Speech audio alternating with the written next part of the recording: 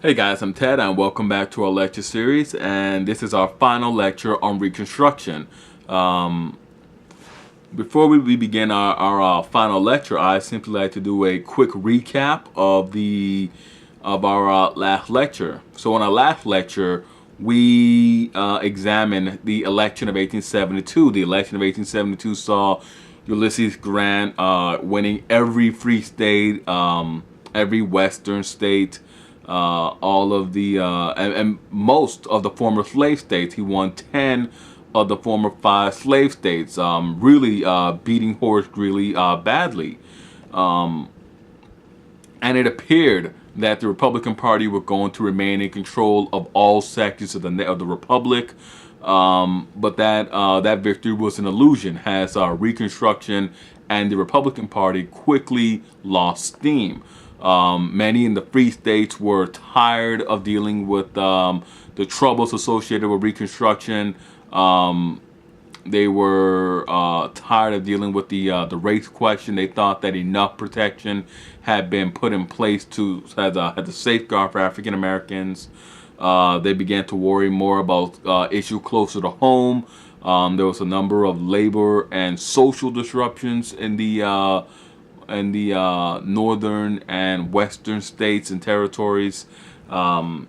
And in particular, settling the Western territories and exploiting the Western territories became a bigger focus, a more prime focus for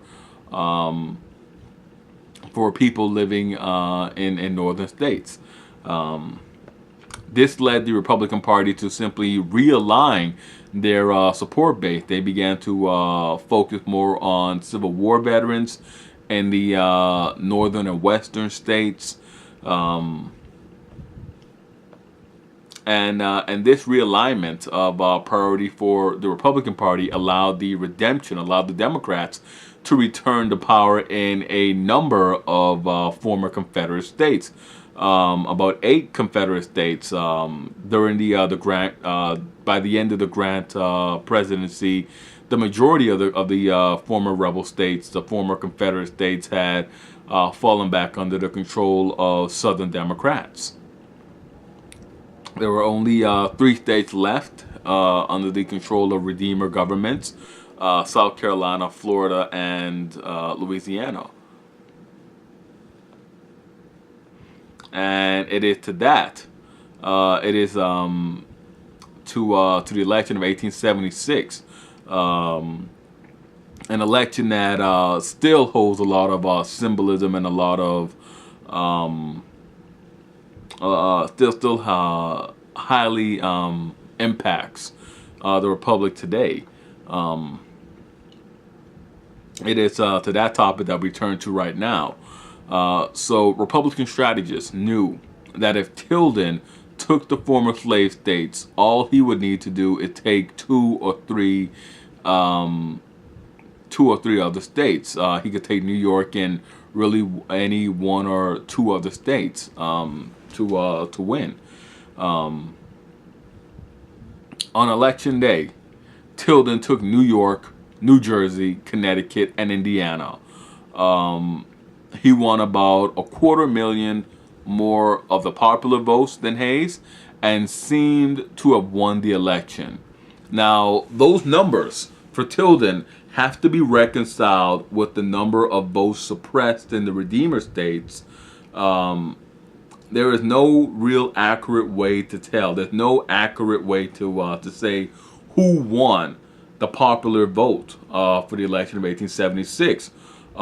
We don't know who would have won in 1876. The returns from the Electoral College were undecided at the time. Tilden was on the verge of victory with a slight edge in the popular vote and a significant 184 to 165 lead in the Electoral College. 20 electoral votes were still up for grabs. 19 from the states of Florida, Louisiana, and South Carolina, which were still held by the Reconstruction governments. 1 was disputed in Oregon. Both parties quickly claimed victory in the election. The Constitution offered no clear solution on what course of action to take. The nation plunged into a period of anxiety, unseen really since 1860. Here we are, about 25 years, not even 25 years, this is 15 years, 15, 16 years after Lincoln, after Lincoln's highly controversial, highly contested, well, not really contested, but just, disheartening election victory, and we're going down the same road in 1876. Returns for the three states in the Republican hands were in doubt. Tilden appeared to have won in Louisiana and Florida. Hayes looked to be the winner in South Carolina. South Carolina is probably the only one of these states in doubt that can probably be said to have never really been in doubt. South Carolina, even in 1876, still had a very strong African American turnout, and they overwhelmingly supported Hayes. Both parties accused the other of fraud. These three states became the focus of the nation. If Hayes won all three states, he would win the presidency with 85 electoral votes to Tilden. We don't know. Really, we cannot say for a matter of fact who won this election, let alone who won these states. Looking at the open violence and intimidation practiced by Redeemer Democrats, it's impossible to tell how the voting would have played out in the ex-slave states. The boards that counted the votes were all controlled by Republicans. These boards declared Hayes the winner. Both sides flashed hot, and there was talk of another civil war. Now, there was not an actual chance of a second civil war, but there was a lot of talk of radical actions. With fears of a coup swirling around and the inauguration date approaching, Congress set up a commission to examine the returns.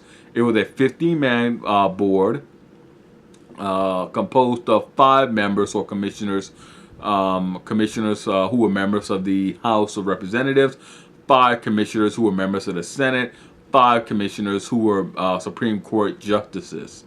And this court was to be, this commission was supposed to be composed of 7 Democrats, 7 Republicans, and 1 independent. The independent was Supreme Court Justice David Davis, a political neutral, and he was served as the presiding officer over this commission. Now, in late January, President Grant approved the commission, and we're going into late January because March 4th was the traditional date for the inauguration of the president, not January 20th. January 20th wouldn't become the date until a little while later. In the early republic, in the middle republic, it was the 4th of March. Now, Davis was all set to preside over this commission, had the lone independent, but at the last moment, he was forced to resign. He was selected by the Illinois. He was selected by the Illinois state legislature to serve in the United States Senate. The man who replaced him, Justice Joseph Bradley, was a Republican. And this gave the Republicans an 8-7 advantage on the board.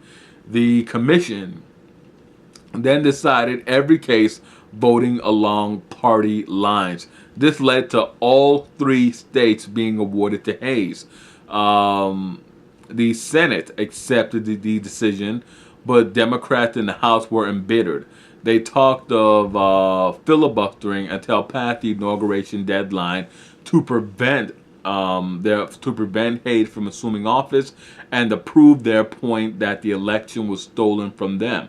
Now, the enraged Southern Democrats began to use every means available to them to oppose the seating of Hayes. was Congress divided between Republican and Democratic factions in the Senate and in the House. The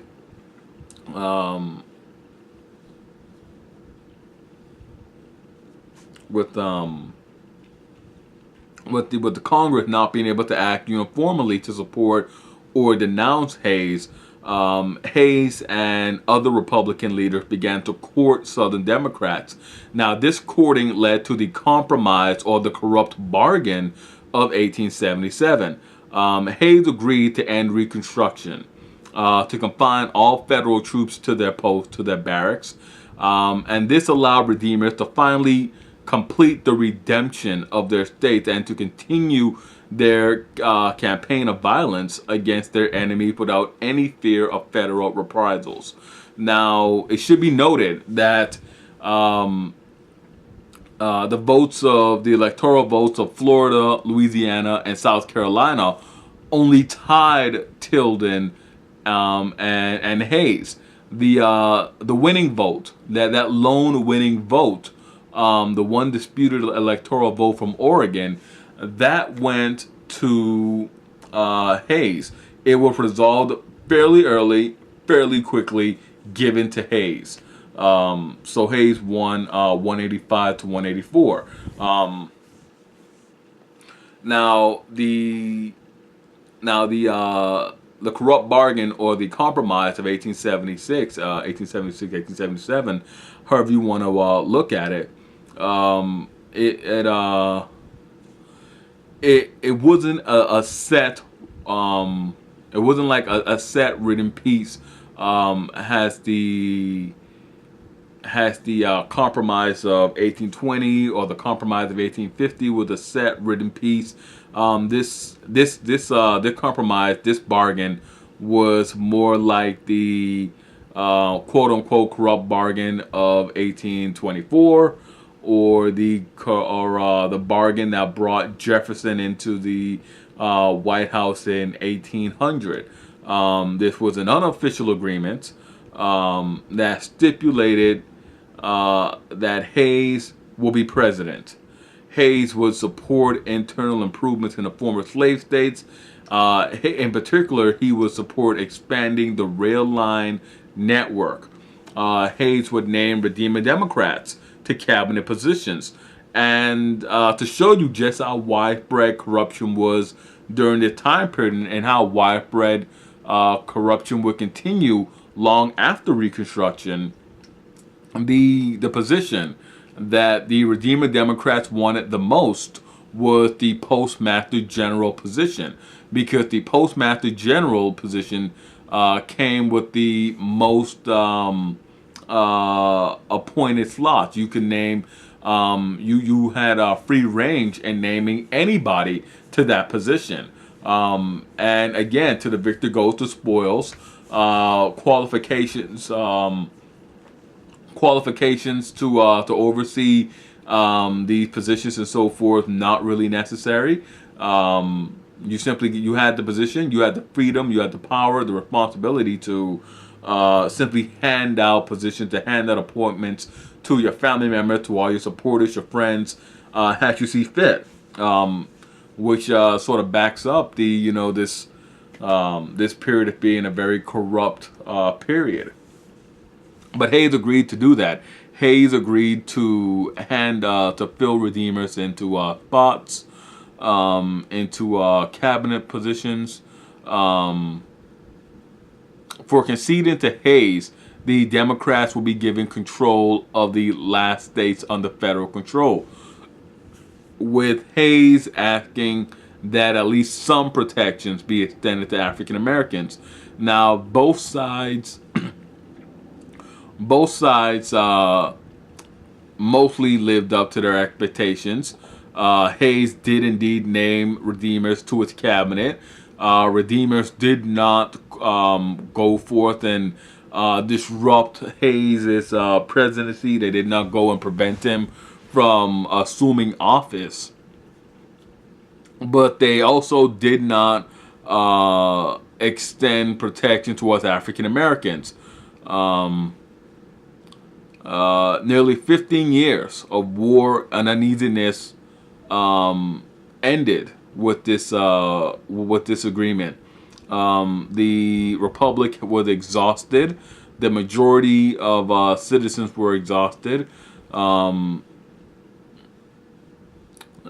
only Americans to object to the removal of federal troops were African Americans, old hardline radical Republicans, and old abolitionists.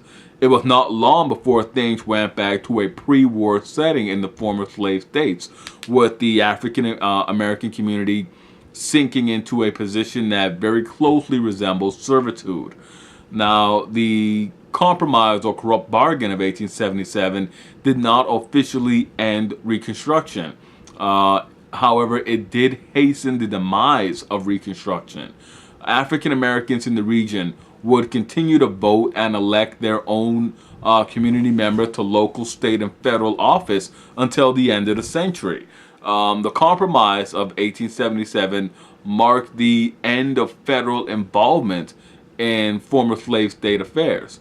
A lack of involvement by the federal government spurred the growth of segregation and Jim Crow. We're going to touch on Jim Crow at a later date. We're not going to delve into it now. But it is very important. It is very fundamental to the history of the United States from this point onward. But we'll delve into it majorly at a later date. Now, almost immediately, the relationship between the landlords and the sharecroppers changed. The relationship always rested on sympathetic elected officials supervising the actions of the landlords. With the end of Reconstruction, the fairness of the deals began to wither. Redeemer groups continued their attacks on their local enemies, completing the breakdown of the power and turning African Americans into a servant class that was subservient to their former masters, to their former leaders. Now, the new economic arrangements made sure that the profits of crop cultivations went to the lords, went to the leaders and the landlords, while the sharecroppers slid further and further into debt. This became increasingly the focus of the landlords as the price of the cash crops fell lower and lower towards the later part of the 19th century. Now, the system they used to maintain the majority of the profits is known as debt slavery or debt peonage. Debt slavery involved the sharecropper being forced to borrow from their landlord or their local merchant to acquire seeds, tools, and foodstuff for the upcoming growing cycle. Now, this lending was always predatory in nature and left the sharecropper unable to pay off his debt, which grew year by year.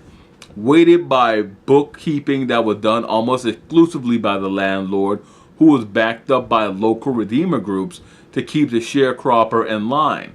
To complicate things even further, the majority of sharecropping began to collapse into illiteracy as the redeemers cut funding for school. After the Civil Wars and so forth during Reconstruction, there was this explosion in literacy rates amongst lower echelon European Americans and African American freedmen.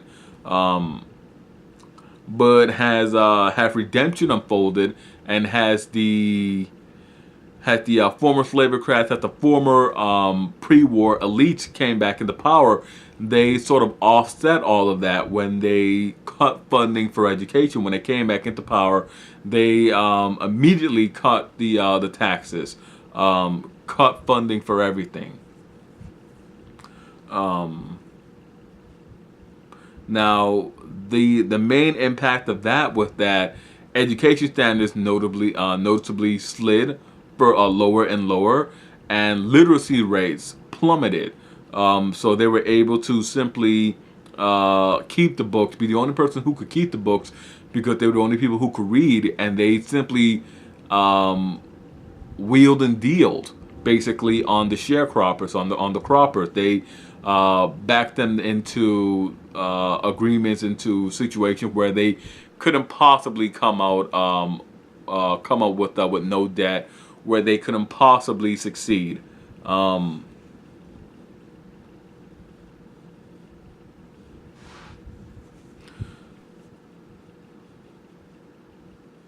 Now, redeemers passed new legislation to keep landlords from wooing croppers away from other landlords.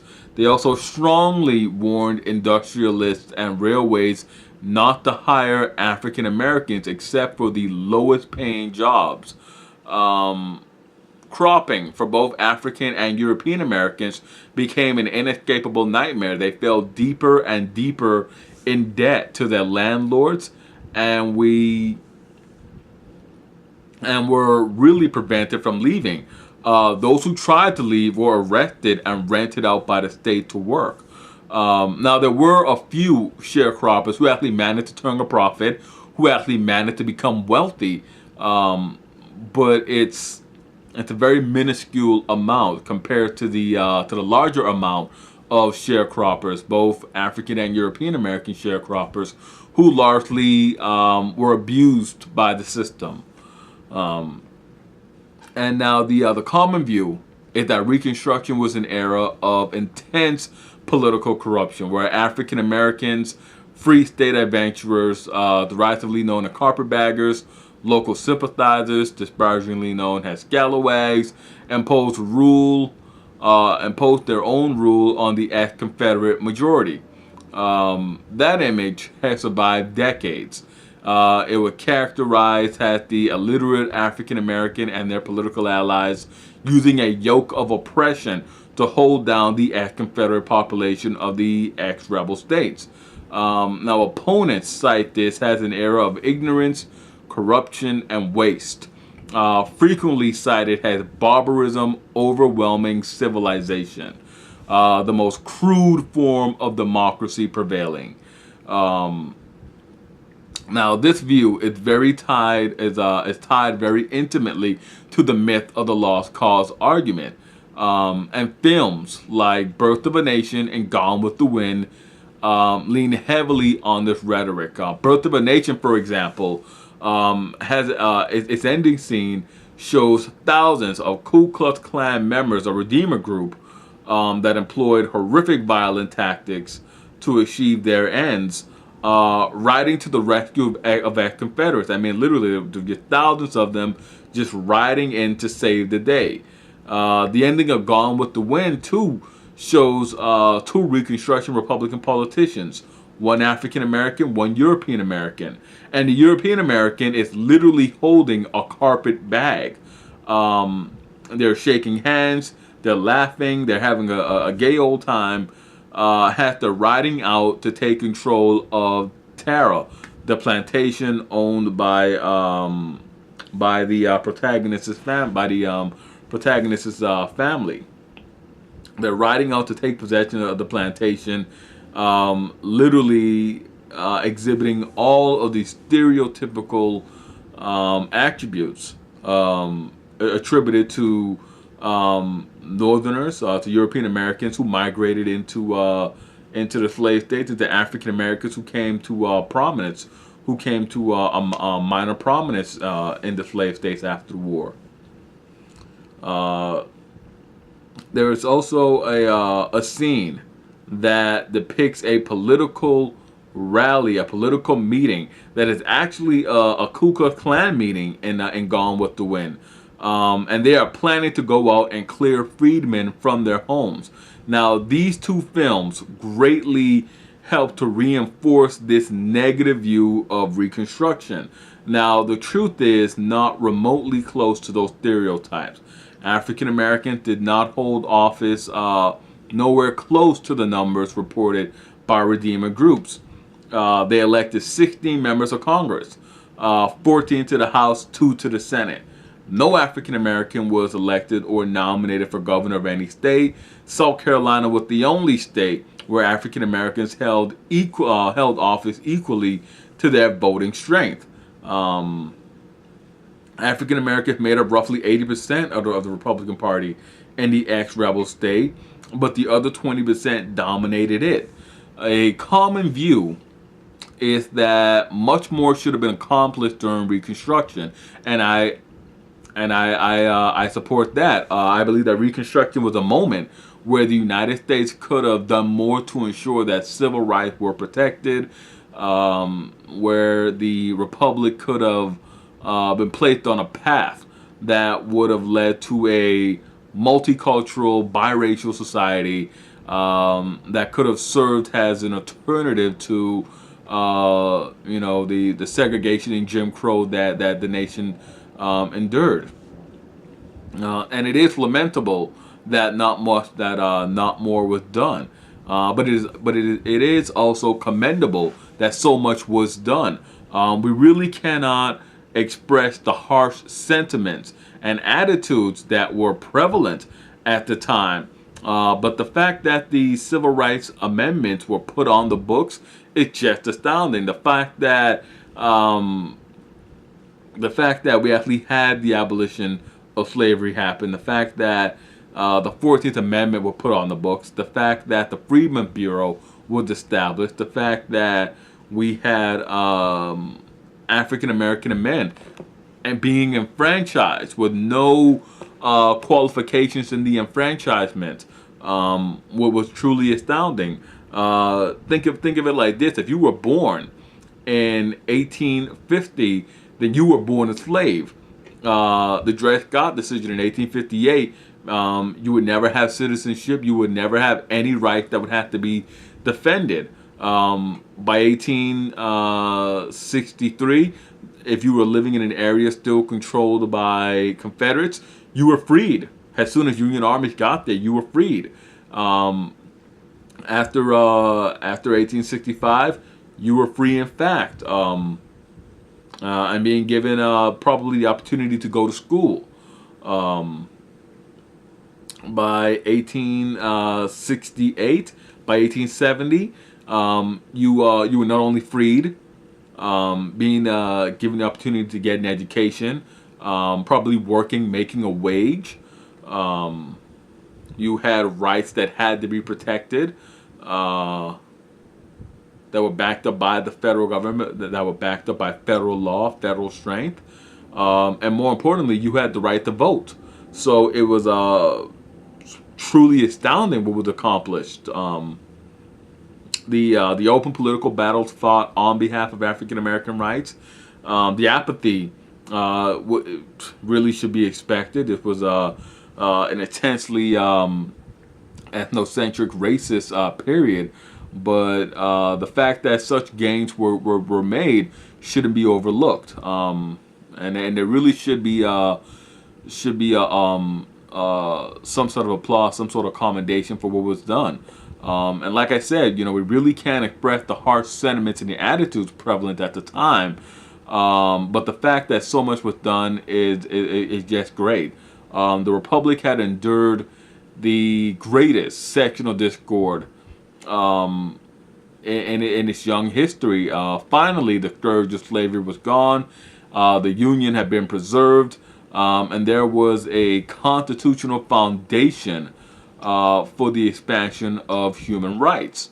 That constitutional foundation will be explored later when we look at the later civil rights movements, or the later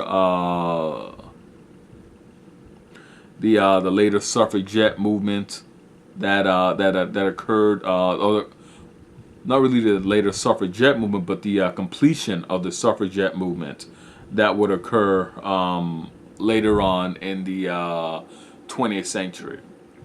And with that, I'm just gonna end it here. We're gonna break here, and this is the end of our lectures on Reconstruction. I hope you guys enjoyed it. I hope you found it entertaining, insightful. I really hope you guys found it insightful. Like I said earlier, Reconstruction is a very misunderstood period in American history. Hit like, subscribe, and comment. Let me know what you thought about these Reconstruction lessons. Let me know what you think. Let me know what your opinions are on Reconstruction. As always, I'm Ted, and I'll see you guys next time for another lecture.